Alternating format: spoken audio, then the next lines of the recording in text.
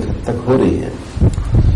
معہد کا ایک مزاج یہ ہے کہ یہاں مختلف مسالک کے طلبا اور مختلف دستگاہوں کے فضلہ اور مختلف علاقوں کے رہنے والے علماء کو داخلہ دیا جاتا ہے۔ یہاں دارالعلوم کے فضلہ بھی ہیں، ندوے کے بھی، سہارنپور کے بھی، جامعۃ الفلاح کے بھی، دارالاسلام مرآباد کے بھی، حنفی بھی ہیں، شافعی بھی ہیں، اہل حدیث بھی ہیں۔ ان کو ایک ساتھ اس لیے رکھا جاتا ہے کہ ان میں وسیع الفکری پیدا ہو، ایک دوسرے کے ساتھ رہنے کی اور کام کرنے کی صلاحیت پیدا ہو۔ تو یہ معہد کے قیام کا پس منظر اور اس کے بنیادی مقاصد ہیں، اور اللہ کا شکر ہے کہ اس میں ہمیں کسی نہ کسی درجے میں کامیابی حاصل ہو رہی ہے۔ اللہ تعالیٰ علم و فکر و نظر کے اس قافلے کو آگے بڑھائے اور اس کو منبع ہدایت اور سرچشمے نور بنا دے۔ وآخر دعوانا الحمدللہ رب العالمین۔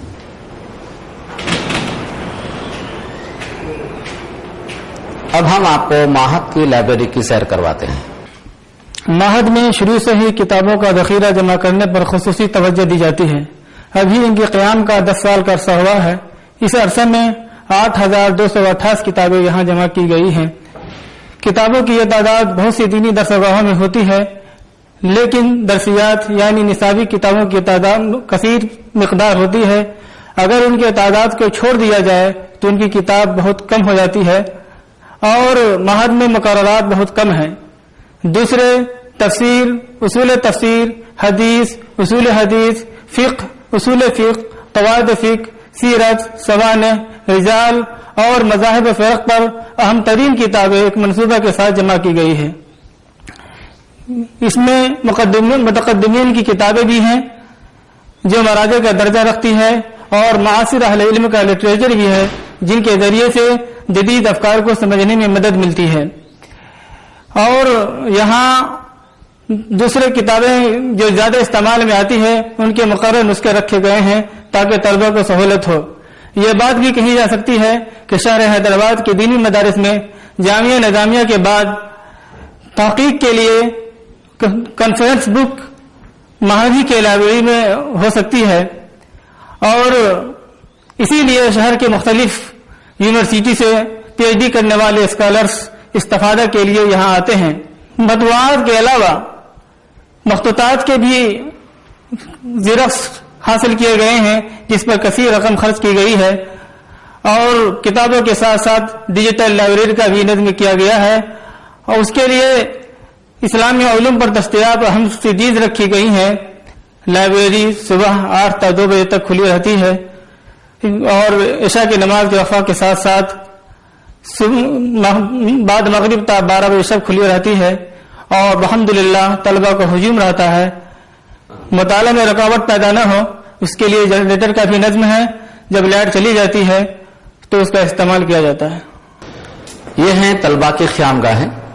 اس منزل پر جملہ 11 کمرے ہیں اور نیچے کی منزل میں 4 کمرے ہیں۔ اس طرح جملہ 15 کمروں میں طلبہ قیام کرتے ہیں۔ ان میں سے ایک کمرے کی ہم آپ کو سیر کرواتے ہیں۔ اب ہم شعبے کمپیوٹر میں ہیں۔ یہاں کی تمام تفصیلات بتائیں گے مولانا محمد ادریس اشاعتی صاحب۔ بسم اللہ الرحمن الرحیم۔ یہ المعہد العالیہ الاسلامی کا شعبہ کمپیوٹر کلاس ہے، جہاں پر الحمدللہ 20 کمپیوٹرز ہیں، اور اس کے اندر طلباء کو جو ہے 15 گروپ کے اعتبار سے صبح سے لے کر شام تک 1.5 گھنٹے میں، ہر 1.5 گھنٹے میں ایک گروپ کو وقت دے کر جو ہے بچوں کو کمپیوٹر سکھایا جاتا ہے۔ کمپیوٹر میں D C A, M S Office, D C A کے اندر جیسے M S Word, Excel, PowerPoint, اور اس کے علاوہ ایکسیس اور اردو ان پیج، اور اس کے علاوہ انٹرنیٹ ٹیکنالوجی سکھایا جاتا ہے تاکہ بچے جو ہے عصری معلومات سے بھی آراستہ ہو جائیں۔ اور اس کے علاوہ مزید شعبہ تحقیقات میں جو یہاں پر بچے کام کرتے ہیں ان کے استفادے کے لیے جو ہے سی ڈیوں سے اور انٹرنیٹ سے کیسے استفادہ کریں اس کی بھی یہاں پر تربیت دی جاتی ہے، اور تعلیم میں وقفہ نہ ہو اور بیچ میں گیپ نہ ہو، جس کی وجہ سے معہد نے جنریٹر کا بھی انتظام کر رکھا ہے۔ الحمدللہ یہ کام چل رہا ہے، اور انشاءاللہ ہم امید کرتے ہیں کہ چلتا رہے گا. اب آپ کے سامنے ہیں جناب اقبال احمد انجینئر صاحب. آپ پیشے سے تو انجینئر ہیں، لیکن آپ نے اس کے علاوہ LLB بھی کیا ہے، ماس کمیونیکیشن میں بھی ماسٹر ڈگری حاصل کی ہے، روزنامہ منصف کے کالم نگار ہیں اور مختصر مدتی عالم کورس کی تکمیل کی ہے. یہ آپ کو معہد کے عصری مضامین کے بارے میں بتائیں گے. معہد العالی اسلامی کا ایک اہم مقصد یہ ہے کہ علماء کرام کو عصری علوم سے بھی آشنا کروایا جائے.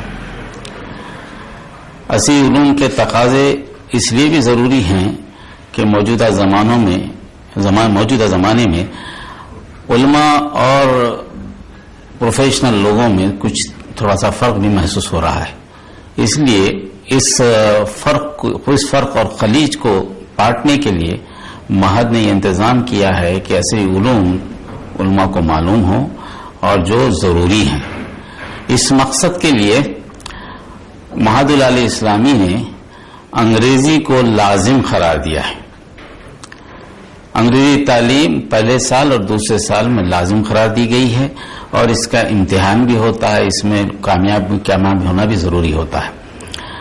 اور جو کورسز اس میں لیے گئے ہیں وہ کورسز ایسے ہیں جو علماء کے لیے ضروری ہیں اور حالات کو سمجھنے کے لیے ضروری ہیں.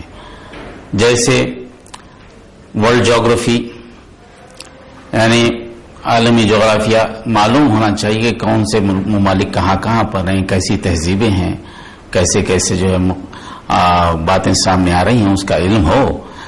اور دوسری چیز یہ ہے کہ ہندوستان میں ہم رہتے ہیں تو ہندوستان کے دستور کے تعلق سے بھی علماء کو معلوم ہونا چاہیے کہ دستور کی کون سی دفعات ہیں جو مسلمانوں کے لیے معلوم ہوتی ہیں اور مسلمانوں کے لیے فائدہ مند ہوتی ہیں اور دنیا میں کام بھی آتی ہیں، انسانیت کے لیے فائدہ مند ہوتی ہیں. وہ دستور کی بھی چیزیں معلوم ہونی چاہیے. اور تیسری چیز ابھی اس کو تو ایڈ کر سکتے نا آپ. تیسری چیز ہے علم معاشیات، اکنامکس کے تعلق سے بھی دنیا کا علم جو ہے علماء کو ہونا چاہیے. ویسے معاشیات کا علم تو علماء کو ہوتا ہی ہے، مگر زمانے میں جو معاشیات چل رہی ہے جیسے سودی بینک کاری ہے، سودی نظام ہے اور یہ شیئر مارکیٹ ہے، یہ مارکیٹ میں اتار چڑھاؤ جو ہوتا ہے، اس کے بھی علم جو ہے علماء کو ہونا چاہیے. اور اس کے لیے لازمی بات ہے کہ جب تک کہ انگریزی تعلیم نہ ہوگی اس میں وہ مہارت حاصل نہ ہوگی جو مہارت کا تقاضا آج کل ہم کو ہے. اور اسی اعتبار سے یہ کوشش بھی ہوتی ہے کہ علماء کرام کے لیے کچھ سمپوزیم منعقد کیے جائیں، کچھ امتحانات لیے جائیں. نہ صرف کتابیں دی جاتی ہیں پڑھنے کے لیے، موضوعات پر علماء کو تیار بھی کیا جاتا ہے. ان میں بولنے کی صلاحیت کیسی ہے وہ بھی بتایا جاتا ہے اور ان میں لکھنے کی صلاحیت کیسی ہے وہ بھی دیکھا جاتا ہے. اور یہ ساری چیزیں کی جاتی ہیں. اور انگلش میں بھی جو ہے علماء کو تیار کیا جاتا ہے کہ بھئی وہ اپنے خیالات کا اظہار کریں ان مضامین پر. اور یہ عصری علوم کے ساتھ جب علماء میدان عمل میں آئیں گے تو لازمی بات ہے کہ وہ جو خلیج ہم دیکھ رہے ہیں علماء اور جو مختلف علوم کے پروفیشنز ہیں ان کے درمیان، جو سمجھا جاتا ہے کہ یہ بڑا ہمارا جو نصاب ہے دینی نصاب وہ عصری علوم سے ہم آہنگ نہیں ہے. ان میں جو خلیج ہے اس کو طے کرنے کی کوشش کی جا رہی ہے. اور جو موضوع